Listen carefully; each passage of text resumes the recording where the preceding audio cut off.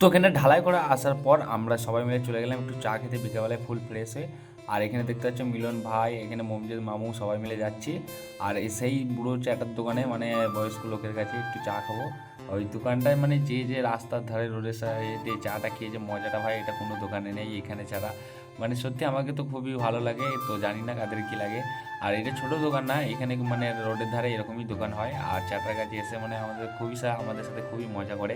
তো আমরা এখানে এসে ভাজি ভাজি যা দেখার মানে দেখে নিচ্ছিলাম এখানে কী কী আছে। এখানে অনেক রকম ভাজি, যেগুলো তোমরা নামগুলো জানো না। এখানে আন্ডা বক্স মানে হাবি জাবি নাম, যেগুলো কেরালা যারা আসে মানে তারাই বুঝতে পারবে। আর এখানে এগুলো অর্ডার দেওয়ার পর চা অর্ডার দিয়ে দিলাম, তারপর এবার চা ফা খাবো। আর এখানে চাটা দেখতে পাচ্ছ আমাদের সাথে গল্প একবারই মেতে গেছে। আর এখানে ভাই চা খেতে খেতে আমার বাপন ভাই দেখছি কোথা থেকে এসে জুড়ে বসেছে, মানে গোপের ফাঁকে মুচকি মুচকি হাসি মারছে। কি বলবো তোমাদেরকে। আর এখানে দোকানে খুবই ভিড় চলে এসেছিলো। তো তারপর ফাইনালি চা খাওয়ার দেওয়ার পর আমরা চলে গেলাম, আমাকে একটু দোকান যেতে হবে কারণ একটা মাল কিনতে হবে। আর এখানে দোকানে আসে ভাই মালটার জন্য জিজ্ঞাসা করি, কিন্তু ওই মালটা নেই দোকানে। তো এখানে যাওয়ার পথে দেখছি ভাই এরা আবার স্টিল বডিলে চলে এসছে।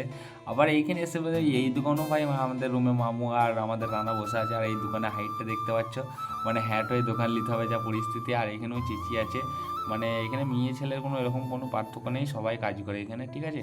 তো আজকে ভিডিওটা যদি তোমাদেরকে ভালো লাগে তো প্লিজ তোমরা আমাকে একটু সাপোর্ট করে দিবে। আর তোমাদের একটা লাইক আর একটা কমেন্ট আর একটা শেয়ারে ভাই আমার প্রচুর ইম্পর্টেন্ট, আর তোমাদের কাছ থেকে মোটিভেট হবো।